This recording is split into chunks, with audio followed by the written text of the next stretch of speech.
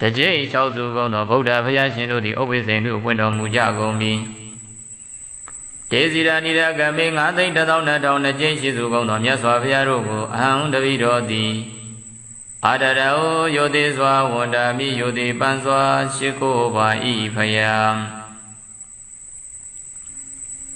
သဗ္ဗုဒ္ဓေထဝိတင်္စသဗ္ဗတေဇံသဗ္ဗဂုဏံသဗ္ဗဒုက္ခံလဘတုမေသဝိစာယစေယသစာယသဗ္ဗဗုဒ္ဓမာတိဇံသဗ္ဗညုတညာနာဝရံသဗ္ဗတတ္တရုသဗ္ဗဗယဝိနတန္တုအသေတတော